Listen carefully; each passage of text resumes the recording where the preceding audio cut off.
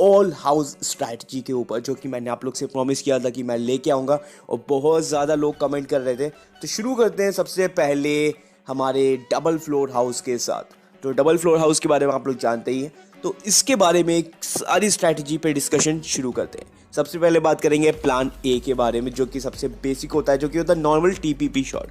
तो यहाँ पे क्या करते हैं, आप इस तरीके से फर्स्ट फ्लोर पे जाके खड़े हो जाते हो एंड राइट साइड से आप पीक करते हो या फिर टीपीपी लेते हो और एनिमी जैसे ही आता है उसको डाउन कर देते हो। ठीक है, कुछ इस तरीके से।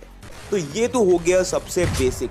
ठीक है, ये तो आपको करना है, लेकिन आपको प्लान बी भी रखना है। प्लान बी क्या है, अगर by chance plan A fail होता है तो आपको नेक्स्ट क्या करना है, इंस्टेंटली वहां से निकल के इस सोफे के पीछे आ जाना है, कुछ इस तरीके से, और फिर एनिमी को निकल के डैमेज देके वापस बैठ जाना है।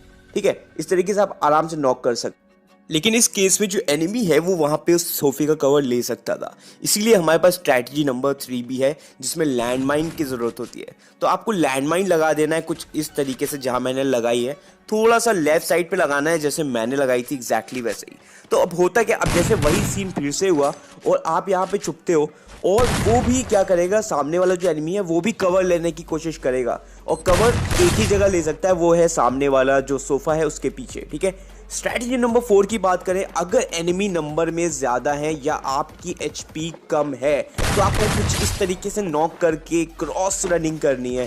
क्रॉस रनिंग टेक्निक भी बहुत ज़्यादा यूज़फुल होती है, स्पेशली ये तब काम आएगी जैसे वो पूरी स्क्वाड आपकी तरफ रश कर रही है और आपने इस तरीके से नॉक किया और निकल के भागे। जब तक वो रिवाइव देंगे आप अच्छा खासा डिस्टेंस बना लोगे। Strategy number 5, confusing enemy. Enemy को कंफ्यूज कैसे करें, इसके लिए लैंडमाइन चाहिए। फर्स्ट फ्लोर पे कुछ इस जगह पे लैंडमाइन लगानी है और सोफे के पीछे आके बैठ जाना है। देखो इससे होगा क्या कि एनिमी जब ऊपर आएगा फर्स्ट फ्लोर पे, वो देखेगा लैंडमाइन जो है वो आगे वाले स्टेयर्स पे लगी है, तो इसका मतलब एनिमी सेकेंड फ्लोर पे होगा, वो ऐसा एज्यूम करेगा। लेकिन बट आप यहाँ बैठे होगे तो वो थोड़ा सा केयरलेस होके इधर आएगा और आप नॉक कर सकते हो। ठीक है, तो होगा क्या कुछ इस तरीके से, अगर वो ऊपर आएगा ऐसे चेक करेगा और यहाँ पे कोई भी नहीं उसको डैमेज देगा, इसका मतलब वो थोड़ा सा श्योर हो जाएगा कि यहाँ पे तो भाई कोई नहीं है, क्योंकि किसी ने निकल के स्प्रे नहीं किया। और इस पोजीशन में जब वो सामने देखेगा कि वहाँ पे लैंडमाइन भी लगी है, तो वो श्योर हो जाएगा कि जो एनिमी है वो ऊपर वाली फ्लोर पे है। स्ट्रैटेजी नंबर 6 क्या है, स्टेयर पोजीशन। अब इसमें क्या करना है, आपको कुछ इस तरीके से खड़े होना है। अगर आपके पास ग्लू वॉल है तो आपको एनिमी को देखते साथ ही स्प्रे करके ग्लू वॉल बना देनी है। ठीक है, बहुत ही सिंपल है, इससे आप डिफेंस भी करोगे अपना और अटैक भी कर सकते हो, स्क्वाड के अगेंस्ट भी कर सकते हो। ठीक है, तो ये भी स्ट्रैटेजी काफ़ी अच्छी है। Strategy number 7, top floor trick. देखो टॉप फ्लोर ट्रिक में क्या है, आपको सबसे ऊपर वाली फ्लोर पे जाना है, डैमेज देके ग्लू वॉल बना लेना है। ग्लू वॉल बना लोगे तो एनिमी को लगेगा कि अभी तो जस्ट वहीं पे ग्लू वॉल क्रिएट हुई है, वो वहीं होगा, इंस्टेंटली आपको इधर से आके इसको नॉक कर देना है। ठीक है, सब्सक्राइब नहीं किया मेरे भाई तो प्लीज़ जल्दी से कर लिए। तो अब आते हैं हमारे दूसरे हाउस यानी कि डबल डोर हाउस पे।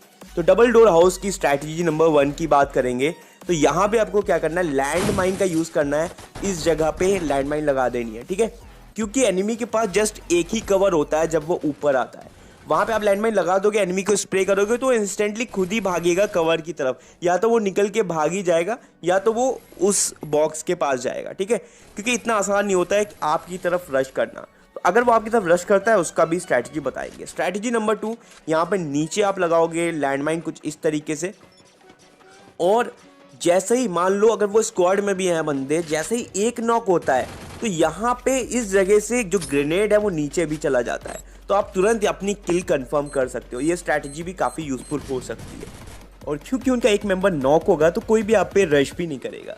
स्ट्रैटेजी नंबर 3, यहाँ पे आपको क्या करना है, लेफ्ट में इस तरीके से ग्लू वॉल लगा लेनी है।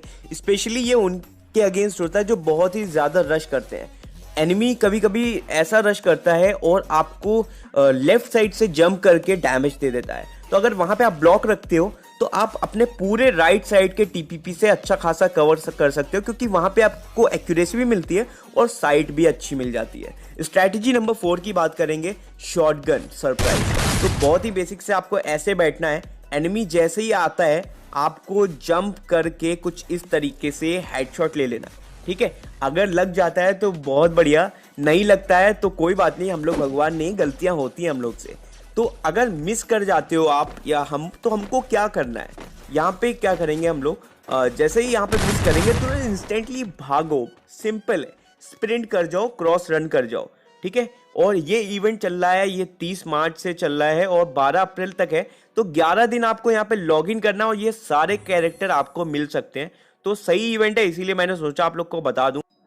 तो जिनके पास ये कैरेक्टर्स नहीं है उनके लिए काफ़ी अच्छा है, आपको फ्री में मिल रहे हैं, आप बहुत आराम से रिडीम कर सकते हो। तो अब आते हैं हमारे नेक्स्ट हाउस की तरफ, यानी कि एल शेप हाउस की तरफ। तो स्ट्रैटेजी बात करने से पहले सबसे पहले बता दें, ये हाउस कैंपिंग के लिए बहुत अच्छा नहीं है। और यहाँ पे क्या है, डिफरेंट एल शेप हाउस की डिफरेंट प्रॉब्लम्स है, अलग अलग एल शेप हाउस में अलग अलग प्रॉब्लम होंगी। जैसे ये पीक वाला हाउस है, ठीक। तो एल शेप हाउस में जो बाहर वाला पोर्शन होता है ये तो रिस्की होता ही है, इवन आप अंदर भी बैठते हो तो भी कई तरफ से आपको डैमेज हो सकता है अगर आपने गलती करी। यहाँ पे आप देखो कि पीक वाले हाउस में भी इतने साइड से आपको डैमेज मिल सकता है क्योंकि आप थोड़ा सा वहाँ पे दिखते हो, ठीक है। पोचिनॉक की भी बात करेंगे, पोचिनॉक में यहाँ पे ऊपर कोई चढ़ जाए तो यहाँ से भी एम ले सकता है अंदर भी, और इस घर से भी थोड़ा बहुत एम मिलता है, और यहाँ पे बालकनी से भी थोड़ा बहुत एम मिलता है। तो आपको काफ़ी क्राउच करके बैठना ज़रूरी है, आपको थोड़ा सा छुप के बैठना ज़रूरी है। विवाह शक्ति का हाउस काफ़ी सेफ है, बट एक प्रॉब्लम इसके साथ भी है कि एनिमी इधर पेट्रोल पंप से ऊपर चढ़ के वहाँ पे जाके डैमेज दे सकते हैं आपको। तो अब स्ट्रैटेजी की बात कर लेते हैं। नॉर्मल टीपीपी लेके आप MP40 से स्प्रे कर सकते हो, MP40 से आप एनिमी दिखते साथ यहाँ पे स्प्रे कर सकते हो। बट अगर आपके पास शॉटगन है तो आपको एनिमी को थोड़ा सा ऊपर रश करने का मौका देना है, थोड़ा सा स्टेयर्स पे आने देना है, उसके बाद निकल के मारना है, ठीक है। तो ये काफ़ी ज़रूरी चीज़ है। और एक आपको नीचे लैंडमाइन लगानी है, यहाँ पे कुछ इस तरीके से आप लैंडमाइन लगा दोगे तो इसका फ़ायदा क्या है कि आप अंदर साइड बैठ सकते हो। मतलब कि आप अगर अंदर बैठना चाहो, बाहर खड़े रहना वैसे भी रिस्की होता है, आप इस साइड अंदर क्राउच करके बैठ सकते हो, क्योंकि एनिमी नॉर्मली वहाँ सामने विंडो से ही पीक करके आपको मारेगा। तो जब वहाँ वो आएगा तो लैंडमाइन ब्लास्ट हो जाएगी और आप वॉर्न हो जाओगे। और अगर एनिमी आपको डैमेज दे देता है तो आपको स्प्रे करके कुछ इस तरीके से इधर कवर में आ जाना है, क्योंकि वो रश करेगा तो फिर आप उसको मार सकते हो। और अगर एनिमी आपके ऊपर बैक टू बैक ग्रेनेड्स फेंक रहा है तो आपको कुछ इस तरीके से ग्लू वॉल लगा लेनी है, अगर ग्लू वॉल है तो। इस तरीके से ग्लू वॉल लगाने के दो फायदे हैं, एक तो आप एनिमी को ऊपर आने से ब्लॉक कर दोगे और दूसरा आप जो डैमेज होगा ग्रेनेड का वो भी नहीं लोगे, ठीक है। But still